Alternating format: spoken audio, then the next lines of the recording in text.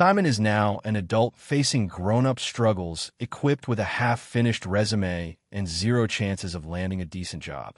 In fact, he has tweaked his professional profile so many times that he no longer knows what his best quality even is. He is lost trying to psych himself up every day in his small offstage cubicle this morning. He is called for a scene with Ashley, one of the biggest stalls of the moment. Even though it is a simple part, Simon cannot afford to blow this opportunity.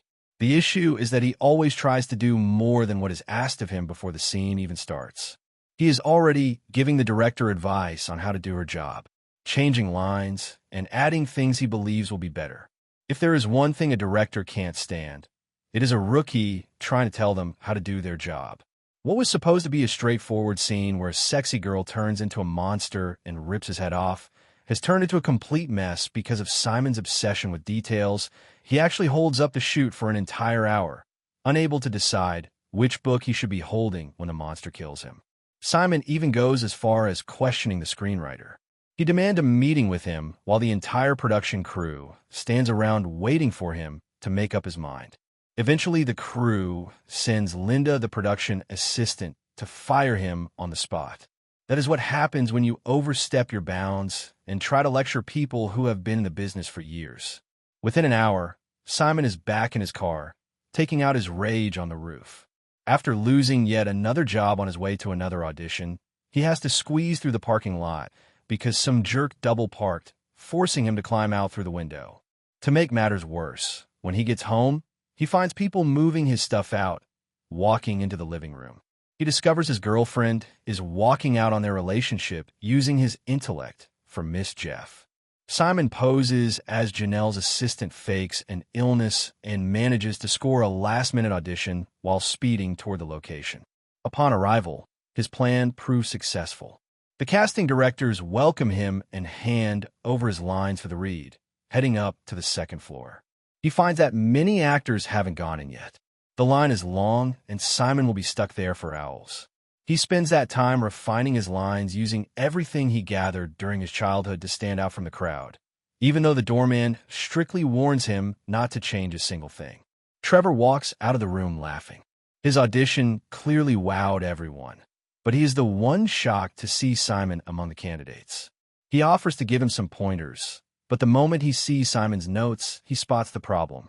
The kid has so much going on in his head that he has turned the most basic superhero ever into something worthy of a thesis.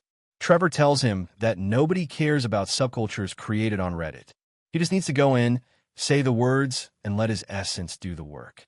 But that is not how Simon operates, and Trevor isn't afraid to tell him his process is garbage.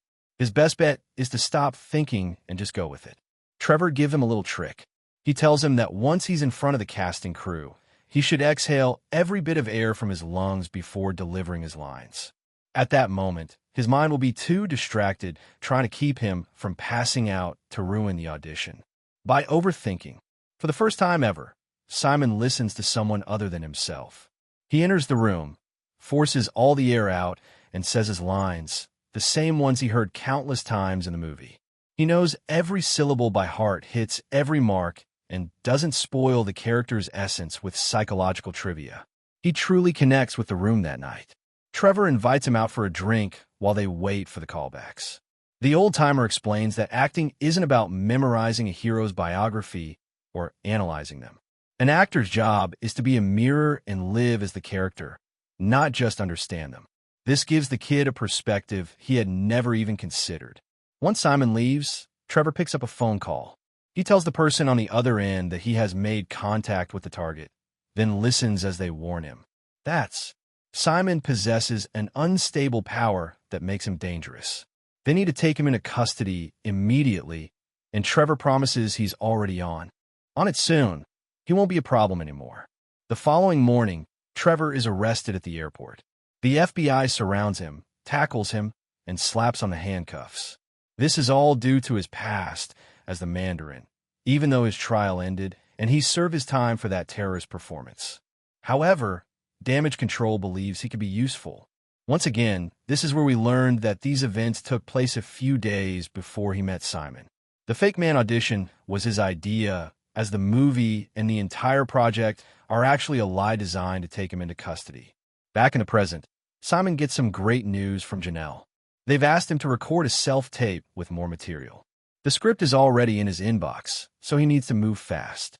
These people don't wait for their coffee to get cold.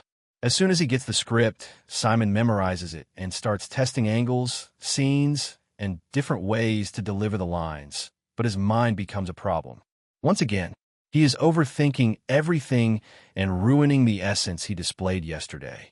After a few hours, his phone is cluttered with useless videos, including one with Vivian whom he misses. Deeply in that moment, something begins to swell inside him, an uncontrollable rage that distorts the objects around him and surges through his entire body. This is where we finally witness a glimpse of his power. Simon releases a surge of energy that expands outward, nearly leveling his apartment elsewhere in the city. Agent Cleary tells Trevor that he needs this operation to work. Intelligence has classified Simon as a Type A threat, making it vital that everything goes according to plan. Moments later, Simon texts Trevor begging for help with the self-tape. To submit by the end of the day, Cleary hands Trevor a special ring-shaped device to plug into Simon's computer. This will grant them full access to his personal files. When Trevor arrives, Simon refuses to let him inside, terrified that he might see the wreckage caused by his powers. He claims the apartment has bad energy, but mentions a spot nearby where they can work. Cleary calls Trevor, who reports that the computer plan is a no-go since Simon won't let him in. Instead, he is bringing Simon back to his place. It turns out Trevor lives in one of the city's prime locations, revealing he wasn't dumb enough to blow all his fake terrorist earnings when he was younger. Though the apartment is high-end, it is cluttered with junk from Trevor's career in film and theater, full of props that Simon finds incredibly. Firing at the end of the day, Trevor finally agrees to head back to his place there. They record the scene using a phone once more with Trevor's voice, providing the cues from behind the camera. The kid hits the send button on his computer while crossing his fingers while Simon is changing. Trevor carries out his part of the plan and plugs the ring into the computer. It immediately accesses the files and transfers everything to Cleary. A few seconds later, Trevor notices a sheet hanging on the wall, covering some cracks, and tries to investigate. Upon pulling down the sheet, he discovers major, just structural damage, but he plays it down by telling Simon he should probably call the landlord and suggest ordering a pizza. Simon laughs and breathes a sigh of relief in the next scene. A flashback shows a time when Simon was rushed to the hospital after being trapped in a fire. However, the doctor tells them he is in perfect condition. He doesn't have a single scratch on him and is just a bit dirty, so there's no reason to worry. Back in the present, Secretary of Defense Hire shows the council the new maximum security prison built to hold the world's most powerful villains. The only problem is they have no one to fill it, and the budget will be cut if they don't find prisoners soon. This is exactly why Cleary is so desperate to take Simon down. The kid hasn't done anything wrong, but he has the potential to be a major threat and to save his government job. That's more than enough for him. That afternoon, he calls Trevor to give him another mission. Simon is heading to his mom's birthday party, and he needs Trevor to crash the event and dig up evidence that the kid caused the fire at his house when he was 13. He hands him a wire and sends him off to do his job at home. Simon is a wreck. He hasn't heard a peep about the part, but Janelle tells him to stop calling because he's driving her crazy. She promises that once she gets word, he'll be the first to know. Back at his apartment, Trevor manages to have a heart-to-heart about theater with him. When Simon mentions he has to leave for his mother's birthday, Trevor does exactly what he was told. He invites himself along, and the kid is too nice to say no. He only asks Trevor to keep the movie stuff under wraps. As far as his family knows, he's still booked in Hollywood, so he begs him to play along as soon as they hit the house. His mom is thrilled to see him. Trevor brings flowers, easily winning her over. She leads them into the kitchen to show off the gift from her son, Eric. A complete kitchen remodel. This new kitchen situation is the perfect opening for Trevor to ask a few questions about what happened to the old one. The family talks about the fire, though they don't really go into detail, but Eric mentions that Simon was home alone when it happened. According to him, the kid just didn't know how to use the stove. The conversation cut short as guests start arriving, and Trevor takes the opportunity to ask around about the boy's past. But it is clear everyone admires Eric. He is the successful contractor who pays the bills. When it comes to Simon, nobody really knows much about him. He was the weird, mysterious kid. Not many people socialized with him. During lunch, Eric tries to knock some sense into his brother, telling him it's time to stop dreaming about Hollywood fame. He's been at it for 8 years and hasn't appeared on TV1, let alone on the big screen. Now he comes home with an old terrorist to ask the family way too many questions while pretending everything is fine. Trevor uses this family spat as an excuse to go to the bathroom and nose around the house, but he doesn't find anything particularly useful at the end of the night. He shares a moment with Simon's mother while she's doing the dishes. Trevor realizes that all he has to do is to stay quiet to get something valuable. Simon's mother tells him that ever since the fire, her son has never been the same. She knows it wasn't the kitchen because she always turned off the gas before leaving. She doesn't know what happened, but she knows her son is special. Before leaving, Simon hints his mother his gift, and she gets so emotional that Eric grows jealous. He reminds her that he spent thousands on her new kitchen, yet Simon shows up and she forgets all about that. At that moment, the previous argument flares up again. Eric wants his brother to work for him, but Simon refuses. The situation escalates until Eric calls his brother a failure and demands he stop lying to them about his success. These words cause Simon to grow so irritated that his eyes turn purple and everything around him begins to shake with a single movement. The kid destroys his mother's new island, turning it into rubble as if his family had seen this behavior before. They simply tell him to leave and not come back on the way. Simon pulls over and confesses to Trevor that he doesn't know what he is. But this happens to him sometimes when he feels pressured. Trevor tries to understand how he feels, but it's tough after what he's witnessed. Simon begs him to keep his secret, not wanting to end up like Damar Yarrow Davis. Trevor promises to keep quiet and gets out of the car pretending he needs to pee. Once he is alone, Trevor pulls the memory card from the microphone and destroys it. When he returns to the car, Simon reveals that Janelle has some new. They both landed a second audition for Wonder Man. A while later, we see a flashback of a bar where Damar used to work. He was loved by many and rubbed elbows with famous actors, but that was it. He was a doorman and nothing more that night. His boss asked him if he was happy with his job in Hollywood. Nobody lasts that long as a doorman. Everyone wants to be an actor or something else. But Damar told her he was happy there, so she offered him a promotion first. However, she asked him to take out the trash. Damar went out to the alley and tossed the garbage into the bin, but he noticed a strange slime on the ground while trying to figure out what it was. He was sucked into a mysterious place filled with dolls. He got the scare of his life there. But seconds later, he woke up in his apartment. He tried to hug his dog, but the pet passed right through him as if he were a ghost.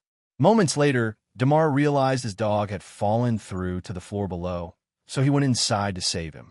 After giving his neighbor a heart attack, he left the place with his dog. That afternoon, he returned to the alley, but there was no sign of the bin or the strange slime. So he just set off to work like any other day. While all this is going down, Cleary is losing his cool.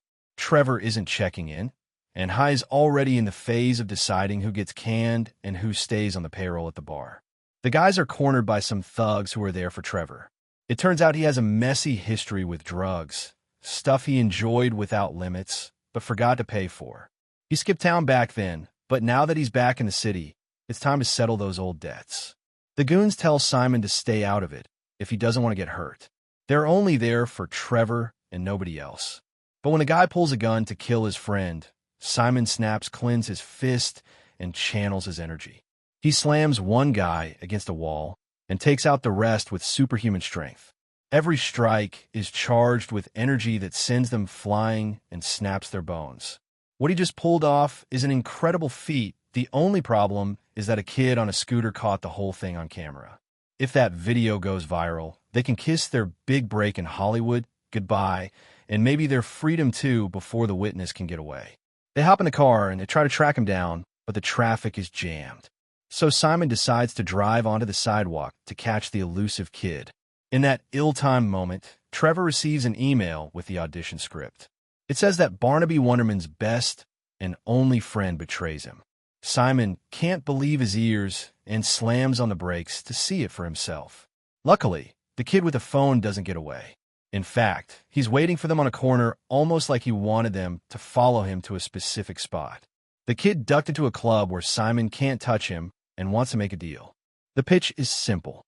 The kid had his bike stolen, and he wants Simon to use his skills to get it back in exchange. He'll delete the video. Simon gets to work planning to pose as an undercover cop to scare the guy and recover the bike. He thinks it'll be a breeze for someone who has memorized every episode of Law and Order, but once again, the Mandarin's past blows their cover. When they meet Esteban, they realize he's actually a good guy. The bike is really his, and the kid on the scooter lied to them outside. The thugs from the night before show up with guns, taking Jaden hostage against the door and threatening to kill him unless Trevor comes out to face them. In that high-stakes moment, Trevor demands the camera from Jaden, and the kid hands it over through the mail slot. Once Esteban's girlfriend deletes the incriminating video, the police show up training their weapons on the thugs and taking control of the situation. Esteban seizes the distraction to let Jaden inside the house to safety. While all this is going down, Janelle calls Simon to tell him that Kovac is leaving town this afternoon. The audition for his role is happening right now. He has to get there immediately or he'll lose his shot for good. As the gunfire breaks out, the guys escape through the back door and hop into the car. They floor it speeding away toward the city, and their big break fueled by adrenaline. They drive straight to Kovac's mansion, which is an incredible estate, but Simon is seconds away from a total panic attack. The other actors called for the second audition are already there. Some are major talents with credits in massive films. Quebec shares his vision for the project and tells them to forget everything they read in the script. He plans to evaluate them individually, asking them to improvise through complex emotional scenes. This is Trevor's specialty, and he nails it. But when the time comes for Simon to impress the director, he ends up blowing the whole thing. Quebec himself tells him that he isn't exactly what he's looking for, but he won't make a final decision yet. So Simon isn't out of the running just yet. Kovac then asks one of the other actors to simulate a phone conversation with Simon about something from his past that would put him on the spot. His partner, Richard, takes the role so seriously that he manages to hit a very sensitive nerve. The conversation quickly escalates. Richard calls him a freak, staying perfectly in character the whole time. However, every word hits Simon's past so hard that it triggers something inside him he just can't handle. Suddenly, his hand surges with energy, and Simon punches him in the face with such devastating force that his fist goes clean through the other actor's skull. Everyone panics at the sight of the carnage, but Simon stands frozen, unable to believe what he has just done. Fortunately, it all turns out to be a nightmare. The kid had fallen asleep on a sofa after the terrifying night they'd been through, and luckily no one is actually dead. Trevor approaches to cheer him up, telling him that not all is lost, and that he can pull this off if he just lets everything go and acts like himself. A few minutes later, Kovac puts them together to rehearse the scene where Barnaby betrays Wonder Man, and they perform it perfectly. Quebec's assistant walks them to the door. Both are convinced they blew it, but the famous director is actually waiting there to tell them they got the pots. Their chemistry is flawless, and he believes they are about to make history together. However, as soon as Simon drops Trevor off at his place, a van pulls up and Clear's agents take him away. Clear, he threatens to send Trevor straight back to prison, but Trevor confirms his suspicions. Simon has powers and is dangerous, though he insists he needs a little more time to get what they need. A few days later, they're finally on set. They are stars now, enjoying all the perks, but Simon won't stop annoying everyone with his pointers on how to do their jobs. This creates some friction, but Kova stays patient with his leads, putting up with their minor tantrums, while Trevor is always there to tell Simon to back off. When he gets too irritating that night, they are invited to a dinner with executives who have more opportunities for them, including an interview with the New York Times. Simon is on edge because they've been assigned Kathy, the most ruthless reporter in the business. Kathy shows up the next day to shadow him throughout his entire shoot. Simon has to pretend she isn't there, which makes him incredibly nervous.